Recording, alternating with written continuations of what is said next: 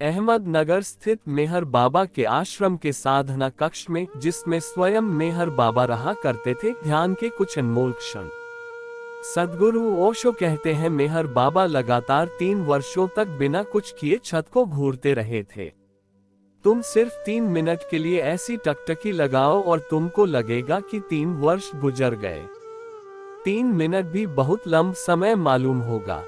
तुम्हें लगेगा कि समय ठहर गया है और घड़ी बंद हो गई है। लेकिन मेहर बाबा घूरते रहे, धीरे धीरे विचार मिट गए और गति बंद हो गई। मेहर बाबा मात्र चेतना रह गए। वे मात्र घूरना बन गए, टकटकी बन गए, और तब वे आजीवन मौन रह गए। टकटकी के द्वारा वे अपने भीतर इतने शांत हो गए कि उनके लिए फिर शब्द रचना असंभव हो गई। मेहर बाबा अमेरिका में थे।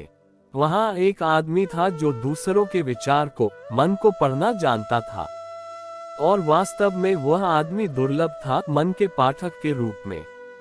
वह तुम्हारे सामने बैठता, आंख बंद कर लेता और कुछ ही क्षणों में वह तुम्हारे साथ ऐसा लयबद्ध हो जाता कि तुम जो भी मन में सोचते वह उसे लिख डालता था। हजारों बार उसकी परीक्षा ली गई और वह सदा सही साबित हुआ। तो कोई उसे मेहर बाबा के पास ले गया। वह बैठा और विफल रहा, और यह उसकी जिंदगी की पहली विफलता थी, और फिर हम यह भी कैसे कहें कि यह उसकी विफलता हुई। वह आदमी घूरता रहा और तब उसे पसीना आने लगा, लेकिन एक शब्द उसके हाथ नहीं लगा। हाथ में कलम लिए बैठा रहा और फिर बोला, किस किस्म के आदमी है यह? मैं नहीं पढ़ पाता हूँ, क्योंकि पढ़ने के लिए कुछ है ही नहीं। यह आदमी तो बिल्कुल खाली है। मुझे यह भी याद नहीं रहता कि यहाँ कोई बैठा है।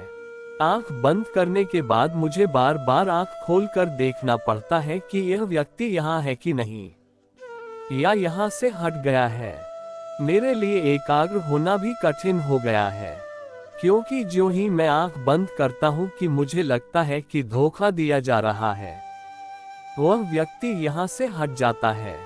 मेरे सामने कोई भी नहीं है, और जब मैं आंख खोलता हूँ तो उसको सामने ही पाता हूँ।